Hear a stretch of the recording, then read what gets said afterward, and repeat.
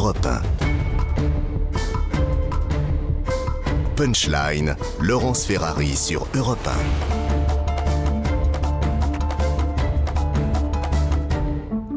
On se retrouve dans Punchline avec Prisca Thévenot de La République En Marche, Andrea Cotarac du Rassemblement National et Vincent Jeanbrun qui soutient la campagne de Valérie Pécresse, qui est orateur. Karim Zeribi est là, bien sûr. On va écouter Éric Zemmour qui souhaite un débat avec Emmanuel Macron. Emmanuel Macron qui n'est pas encore candidat, on l'évoquait à l'instant. Est-ce qu'il envisage ce débat déjà avec le président? Est-ce qu'il envisage et se projette déjà dans le second tour? Écoutez ce qu'il a répondu il y a quelques instants à notre reporter Gauthier Lebret. J'y pense très souvent. Je pense qu'il est inéluctable. Je pense que s'opposeront deux visions de la France qui sont irréconciliables et qui vont engager l'avenir de notre pays. Je pense que si Emmanuel Macron gagne cette fois-ci, s'il est réélu, ça sera inexorable. Nous irons vers la libanisation de notre pays. Et si je suis élu, si je suis vainqueur, nous arrêterons ce processus mortifère d'islamisation de notre pays et de grand remplacement. L'enjeu est vraiment énorme.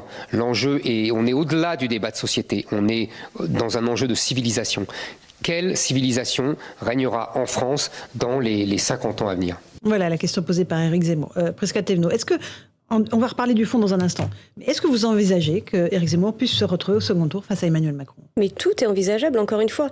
Et par rapport à ça, je pense qu'il faut faire attention, et là je le dis de manière générale, pas trop se focaliser sur le second tour, mais bien rester concentré sur le premier tour. Parce que c'est là qu'il faut qu'on se concentre, il faut qu'on incite les gens à aller voter au premier tour. Parce que, encore une fois, et j'en parlais hier lors d'une réunion publique, où les gens me disaient, mais on verra au second tour, on se déplacera à ce moment-là. Non, il faut aller voter dès le premier tour, parce que sinon ça donne cette sensation qu'on vole le premier tour aux Français, et donc, du coup, tout est possible au second tour. Donc, tout est possible. Éric Zemmour, Emmanuel Macron, pas Éric Zemmour, tout le monde. Je veux dire, voilà.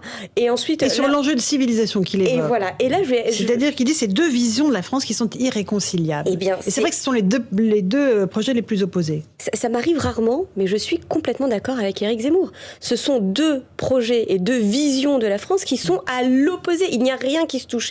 Et oui, Éric Zemmour porte effectivement... il porte le rejet comme projet, là où nous portons une ambition pour les Français, une ambition sur notre sol national, en Europe et dans le monde. Donc oui, bien évidemment, ces deux projets-là sont complètement et radicalement opposés. Et bien évidemment, il serait intéressant, si les deux se retrouvent au second tour, encore une fois avec plein de si, bien qu'il y ait un débat. Karim Zeribi ? Non, mais je crois que le débat avec Emmanuel Macron et Éric Zemmour fait plus ce qu'il pensait, il en rêve.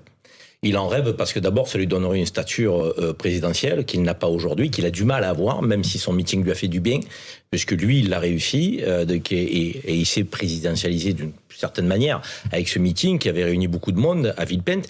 Mais il a besoin, on le voit là, d'avoir une confrontation, j'ai envie de dire, directe avec le chef de l'État pour pouvoir franchir un palier, passer devant sa concurrente Marine Le Pen, qui est un peu dans son couloir, sur la même sensibilité, et puis surtout faire décrocher Valérie Pécresse, qui n'a pas encore décroché, donc soyons clairs. Et donc dans ce mouchoir de poche là des trois candidats qui pourraient affronter Emmanuel Macron, il est vrai qu'un débat, qu'une confrontation avec le chef de l'État pourrait permettre effectivement de faire la différence. Mais Emmanuel Macron est trop intelligent pour entrer dans l'arène et aller débattre avec les 6-7 candidats potentiels les plus sérieux qui dépasseraient 10%. Il attendra le second tour pour se confronter à celle ou celui qui parviendra au second tour. Et là, nous aurons ce débat tant attendu comme à chaque élection présidentielle entre les deux présidents. Mais si c'est Zemmour qui est au second tour, oui, il y aura un vrai débat clivé de confrontation, de vision totalement opposée de la France telle qu'elle est aujourd'hui et telle qu'elle doit être à l'avenir. Ça, c'est une certitude. Alors, Vincent Jeanbrun, sur ce que... On a entendu le mot irréconciliable. Éric Zemmour a dit deux visions irréconciliables, et Prisca Thévenot ici nous dit il a raison, on est irréconciliable. Et ça pose un sujet parce qu'en fait, ça veut dire qu'il y a quand même des gens qui sont sensibles à ce que dit M. Zemmour. Il y a beaucoup de gens qui sont sensibles à ce que fait le président Macron. Et on nous dit d'entrée de jeu, de toute façon, nous, on suivra notre ligne et les autres, ça nous intéresse pas, c'est irréconciliable. Ah oui, le grand remplacement, donc ça nous on va intéresse pas, ça vous avez raison. des gens, je parle pas de M. Zemmour, je parle des gens qui c'est son projet. Certainement ont peur et sont en colère et conduisent, ça les conduit à voter pour Zemmour ou pour Madame Le Pen. Ces gens-là, il faut leur parler, et c'est là aussi où je vais défendre ma candidate. Quand Valérie Pécresse dit « je veux un pays en ordre et un pays de concorde », c'est que justement, la vraie ambition de cette élection présidentielle, c'est de recréer de la concorde dans notre pays, donc justement, réconcilier là où il y a pour l'instant d'irréconciliable. Et pardon, Prisca, mais quand on dit « je veux emmerder certains Français », c'est pas acceptable. Oui. On ne crée pas de la concorde. On crée de la division, quand on parle des on Français crée du de papier, mépris. C'est vrai que ça, c'est pas du mépris. Non, justement, on veut faire en sorte que, à nouveau, toute la France soit composée de Français de cœur, qui aiment leur drapeau, qui aiment leur patrie. Je vais pas vous lâcher avec ça, mais Cotarac. Moi, si vous voulez, j'arrive pas trop à comprendre Éric Zemmour, parce que d'un côté, il souhaite faire renaître une droite face à une gauche, et en même temps, il veut débattre face à Emmanuel Macron, qui n'est ni de droite ni de gauche. Donc je crois qu'il se trompe sur le clivage. Le clivage aujourd'hui, ce sont les mondialistes, représenté par Emmanuel Macron, et c'est le premier d'ailleurs à l'avoir dit, il a pris le pire de la gauche et le pire de la droite, et en face il y a le camp du peuple, c'est Marine Le Pen. Et j'arrive pas non plus à le comprendre en disant ce sont deux projets qui se divisent, mais pas tellement sur le plan économique, pas tellement sur le plan social, sur les retraites, pas tellement sur les aides et les allocations aux familles monoparentales, pas tellement non plus sur ces attaques.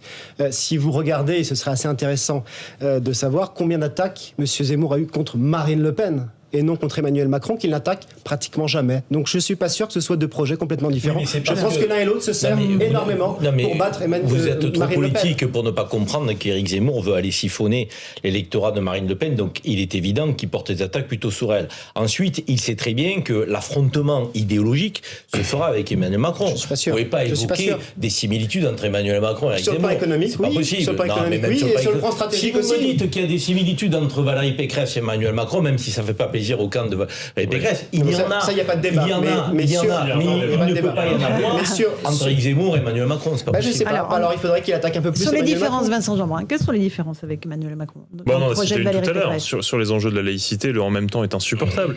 Valérie Pécresse, elle sera tout l'inverse du en même temps. C'est-à-dire qu'à un moment donné, on tranchera, on fera des choix, que ce soit en matière économique, où elle a été très claire, notamment sur les enjeux de pouvoir d'achat. C'est pas rien d'être capable de dire la situation économique du pays est très très difficile, mais on arrive à un moment donné où on ne peut pas faire l'économie d'augmenter le pouvoir d'achat. Des bas salaires, plus 10% de salaire pour les petits salaires, et pareil pour les retraites. Et pareil pour les retraites. Attendez, il est orateur de sa campagne, alors peut-être qu'il sait de quoi il parle. Je sais pas, moi. Il faut qu'on augmente les bas salaires dans ce pays, elle l'a dit, tout ça est vérifiable et ceux qui nous écoutent peuvent le voir. Et de la même manière pour les petites retraites. C'est en 5 ans. Oui, sur un mandat. Sur un mandat. Et voilà. Et elle dit, et elle est suffisamment sérieuse pour dire où est-ce qu'elle fera les économies, parce qu'évidemment ça coûte très cher. Et pour ça, on le fait sur les exonérations de charges.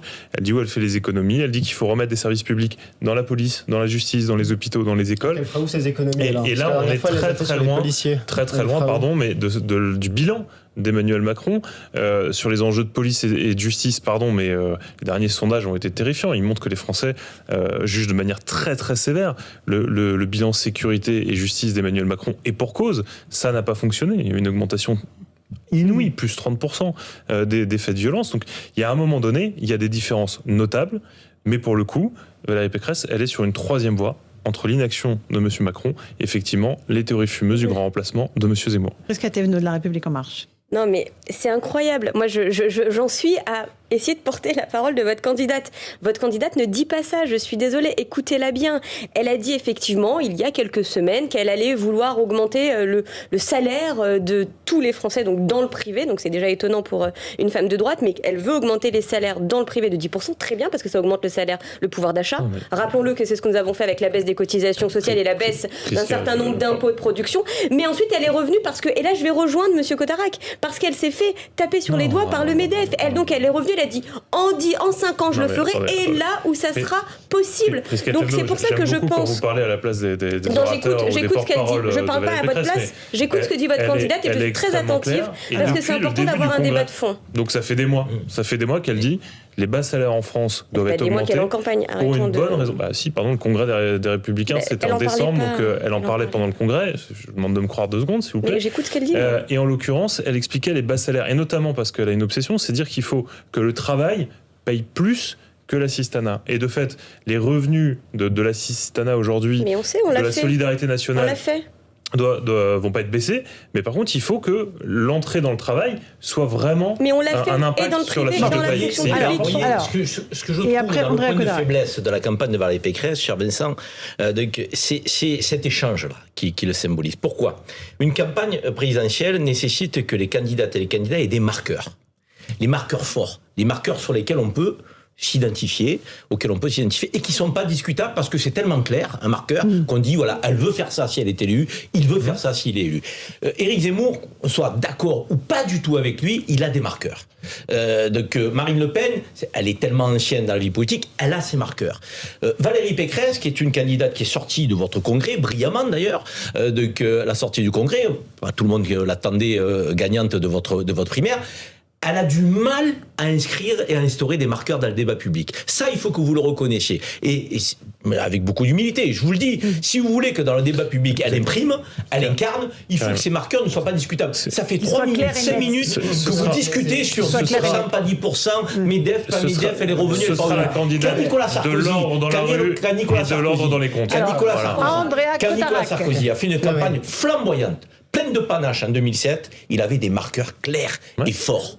Indiscutable. Oui. Et il a réuni des électeurs de droite, mais aussi de gauche. De l'ordre dans les comptes, et elle sera la candidate de la fiche de paye. D'accord, ok. Andrea Codarac, vous avez la parole. C'est extraordinaire ce qui s'est passé sur ce plateau, ce qui prouve le nouveau clivage. On a la porte-parole d'Emmanuel Macron qui a traduit et interprété ce que dit Mme Pécresse.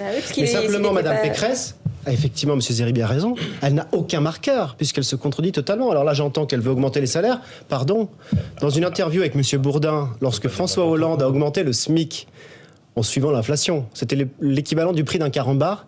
Vous pouvez chercher, vos auditeurs peuvent chercher. Madame Pécresse avait trouvé ça absolument scandaleux. C'était l'équivalent de quelques centimes.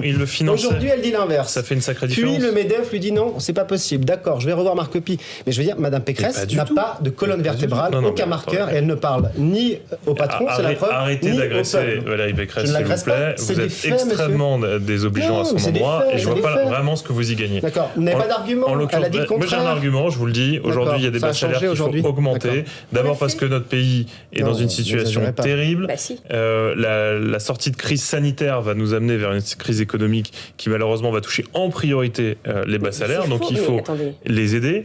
Et encore une fois, la différence avec M. Hollande, c'est que Valérie Pécresse, quand elle dit oui, on va faire cette mesure essentielle pour le pouvoir d'achat des Français, ça va coûter cher. Moi, je vous dis où je le finance, ce qui fait une énorme différence. Elle dit pour l'instant, on n'est pas en crise économique. Oui, c'est ça que je trouve ça dingue. On n'est pas en crise économique. Arrêtez. Attendez, je vais répondre. Je vous ai entendu. Non, mais c'est important, c'est dans le débat. Sur le sujet des bas salaires, je vous rejoins complètement. Oui, il faut permettre à ceux qui gagnent le moins, les plus précaires, de gagner plus. C'est ce que nous avons fait au cours de ce quinquennat. On a permis aux personnes au SMIC de gagner l'équivalent d'un 13e mois. Avec les baisses, écoutez-moi, avec la baisse. On parle d'un sujet qui vous préoccupe et quand on vous apporte des solutions, ça ne vous intéresse pas. Écoutez, comprenez qu'il y a des Français qui regardent et ça les intéresse. Donc oui, au cours de ce quinquennat, avec les actions qu'on a mis en place, on a permis aux personnes qui sont au SMIC de toucher l'équivalent d'un 13e mois. Avec la défiscalisation des heures supplémentaires, avec la revalorisation de la prime d'activité et avec la baisse des impôts. Maintenant, sur le sujet de la crise qui nous menace, excusez-moi de vous le dire, vous ne comprenez pas ce qui se passe dans ce pays. Le plan de sauvegarde et le plan de relance que nous avons mis en place permet d'avoir aujourd'hui un chômage au plus bas et d'avoir une croissance extrêmement haute. Et donc il faut qu'on continue sur ce sujet-là, notamment sur des sujets de réindustrialisation. Alors, un dernier mot. Ce que je voudrais vous dire, c'est que il est évident que lorsque le président décidera d'être candidat et de rentrer en campagne, le bilan sera abordé. Mais on n'est pas élu sur son bilan. Chacun le sait. Sinon, Lionel Jospin serait devenu président de la République en 2002. Et quand je parle de marqueurs qui sont un peu troubles, absents, pas assez clairs pour Valérie Pécresse, il faudra que Emmanuel Macron pose aussi ses marqueurs.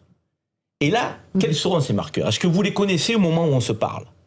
Parce que c'est important que les Françaises et les Français sachent, sur les 5 prochaines années, s'il fait un deuxième quinquennat, ça sera le deuxième et le dernier, puisqu'on n'a pas droit à 2 mandats, au-delà de 2 mandats successifs. Donc, qu'est-ce qu'il propose pour le pays, Emmanuel Macron? Et c'est en ce sens qu'il est important qu'il rentre en campagne, même s'il ne veut pas se confronter dans des débats avec ses compétiteurs. Mais il faut qu'il dise à nos compatriotes où il veut mener le pays pour les 5 prochaines années. Et là, force est de constater, peut-être que vous avez plus d'éléments que nous, je l'espère en tout cas pour vous, que c'est le flou artistique. Allez, dernier mot, Vincent Jeanbrun et André Cotarac. Le marqueur de la dernière fois d'Emmanuel Macron, c'était le en même temps. On s'est fait avoir. Il y a beaucoup de Français qui ont pensé que c'était possible.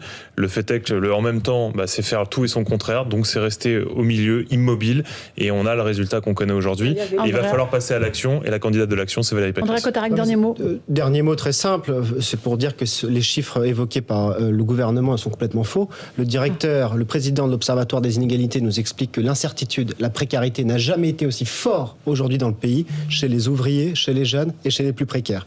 Deuxièmement, oui, je pense que le bilan de mandat est important.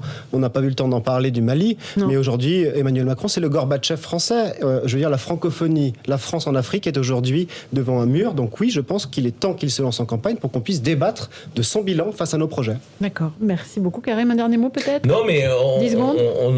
On n'a pas évoqué, mais je pense que c'est important de le dire, qu'il y a un candidat à gauche qui pourra peut-être cristalliser le vote utile, c'est Jean-Luc Mélenchon. Il y a eu quelques voix qui sont prononcées. Je pense qu'au cours des semaines et des mois à venir, enfin des semaines surtout, parce qu'on est à 50 jours, ce vote utile que le PS appelait de ses voeux chaque fois qu'il était dominateur et hégémonique, va être un petit refrain quand même qui va sonner pour Jean-Luc Mélenchon. Merci à tous les quatre d'avoir participé à ce débat sur Punchline, Europe 1 et CNews. Dans un instant, Christine Kelly vous attend pour CNews et sur Face à l'info avec ses invités. Moi, je vous retrouve sur Europe 1 pour la suite des débats de Punchline. À tout de suite et bonne soirée sur nos deux antennes.